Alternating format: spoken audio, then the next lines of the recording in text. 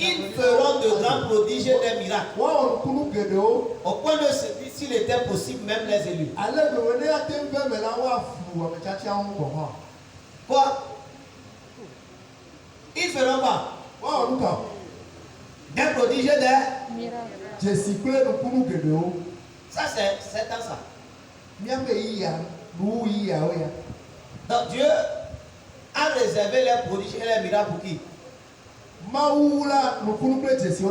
a laissé pour qui? Les faux Christ et les faux et les faux prophètes. Donc ce sont des gens qui sont capables de nous montrer de grands signes. Il dit l'apparition de cet impie se fera par la puissance de Satan. Avec toutes sortes de miracles, de signes et de prodiges mensongers. Et avec toutes les séductions de l'iniquité. Pour ceux qui périssent, parce qu'ils n'ont pas reçu l'amour de la vérité pour être sauvés. Aussi Dieu leur envoie une puissance d'égarement. Dans les derniers jours, la Bible dit clairement qu'il y aura de grands prodiges et des miracles. Il y aura de grands signes. Mais l'intention c'est quoi? L'intention c'est quoi? C'est pour ne pas sauver la majorité. Donc Dieu, il ne veut pas beaucoup de gens au ciel. Dans ces derniers jours-là, il purifie l'air. Il s'arrange à ce que ceux qui n'iront pas au ciel s'attachent au miracle. Dans les derniers jours, les miracles là que nous voyons, ça là, c'est le commencement. Il n'y a encore rien. Ça là, c'est la commencement. Il y a les choses qui arrivent devant. Alléluia. Donc ça là, l'intention c'est quoi? Où voyez tous ceux qui sont là-bas? Il y a que Dieu les a programmés pour le ciel. Donc pour les faire perdre le temps, Dieu permet que là où il est, il soit témoin de ces choses. Les miracles, les délivrances, les signes. Je vous dis ça là, ce n'est encore rien. Ce n'est encore rien. Ce n'est encore rien. Allah va être mort. Ça là c'est dans les derniers temps. C'est pour empêcher les gens d'aller faire les miracles. Donc si tu es attaché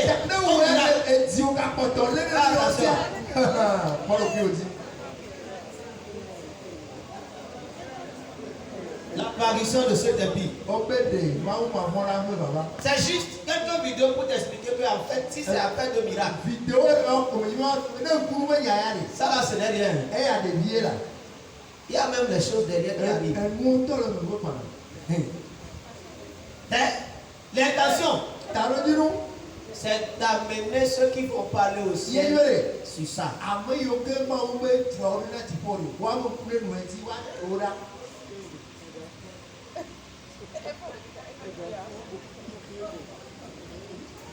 Ouais.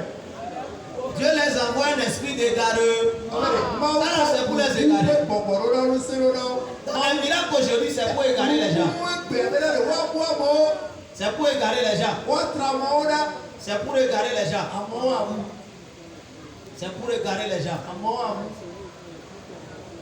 Il a pas passeport. Il a son passeport, il passe à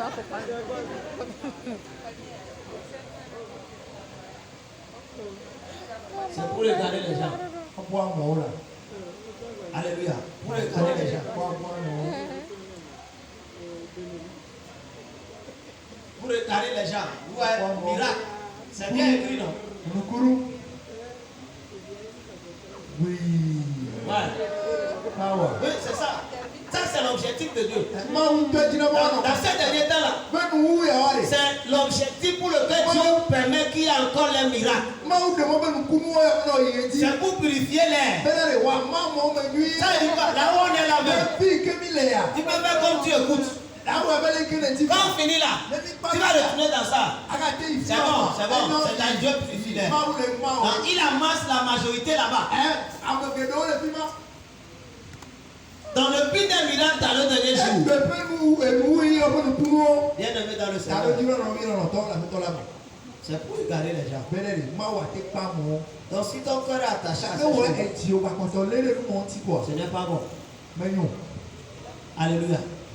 Donc dans l'Ancien Testament, le but que Dieu poursuivait, c'est pour qu'on le connaisse et qu'on le craigne. Avec Jésus, c'est pour expliquer ça, mon ça le avec les disciples, c'est pour permettre la prédication de l'évangélisation. De nos jours, c'est pour égarer les gens. Amen. Amen. Le parler des langues, le parler à langue, rapidement on va le toucher. Dans la Bible, il y a deux livres dans lesquels on voit ça. Le livre des Actes et le livre des Corinthes. Dans le livre des Actes, il y avait une homme prêcher l'évangile. Alléluia. Amen. Mais voilà, vous recevez une puissance. Le Saint-Esprit survenant sur vous. Et vous serez mes témoins. Alléluia. Un témoin, c'est celui qui rapporte fidèlement ce qu'il a vu. Alléluia. Fidèlement. Donc, comme je l'avais dit précédemment, il y avait l'autre mission. Ils doivent prêcher l'évangile. C'était le début de l'église. Mais ils ont besoin d'aide. En ce qui concerne l'aide, le Saint-Esprit, Jésus les a avertis quand même dans plusieurs livres. Par exemple, majoritairement dans le livre de Jean. Jean 14, verset 16. Il dit, et moi je prierai le Père et il vous donnera un autre consolateur.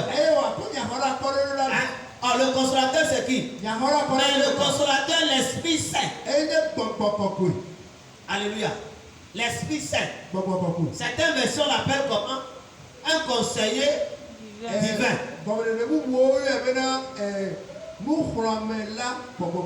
Jean, il ne fait pas de bruit.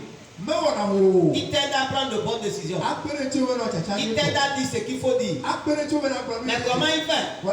Il met les choses qu'il faut dire dans ta bouche pour que tu dises comme il faut le dire.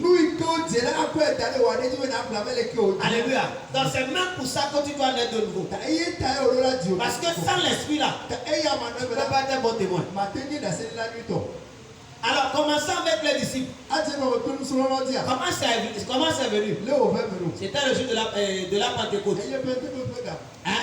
Alors tout à coup, il vint du ciel un bruit comme celui d'un vent impétueux. Et il remplit toute la maison où ils étaient assis. Alors la Bible est claire. Des langues semblables à des langues de feu leur apparurent, séparées les unes des autres, et se posèrent sur chacun d'eux.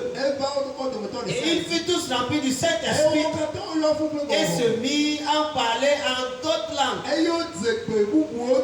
On n'a pas dit se mirent à parler en langue. C'est au pluriel. En d'autres langues. Ça veut dire quoi? Au nombre de personnes qu'ils étaient, au nombre de paroles, au nombre de langues qu'ils ont parlé. Donc c'est pas baba. Non. La langue qu'ils ont parlé était audible. On peut écouter. Intelligible. On peut comprendre. En d'autres langues. On dit, oui, des langues. C'est pas baba. C'est comme tu vois un cabien commencer par parler anglais, mais il n'a jamais fréquenté l'anglais. Tu vois un levé parler Bassa, mais il n'a jamais appris Bassa. Non, c'est ça. Et ils étaient tous dans l'ordre d'eux-mêmes. Et s'étonnaient disant, voici tous ceux qui parlent, ne sont-ils pas des Galiléens? Et comment les entendons-nous chacun dans son propre langage?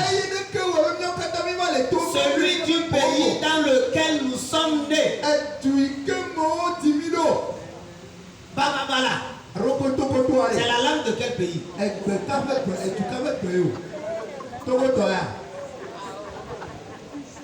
Oh, vous savez, en ce temps, la Bible n'était pas complètement écrite. Mais les disciples avaient besoin des signes comme ça pour distinguer ceux qui sont sauvés de ceux qui ne sont pas sauvés.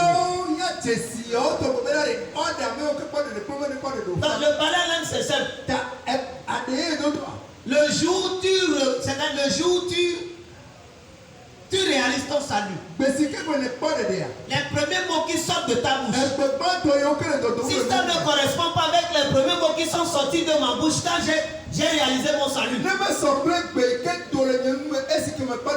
comprends que il y a un problème. Donc c'est pourquoi c'est celui qui est né de nouveau qui peut prêcher l'évangile. Lui, il a déjà écouté les cas. Il sait écouter. Il connaît les premières paroles qui sortent de la bouche d'une personne nouvellement née. C'est ça le parler en langue. Une nouvelle langue. Des phrases, des mots que tu n'as jamais dit dans ta vie.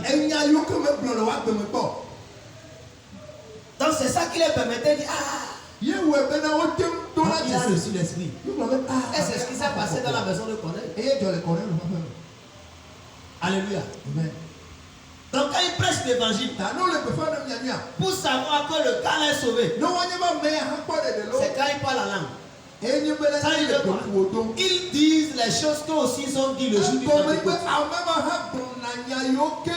Mais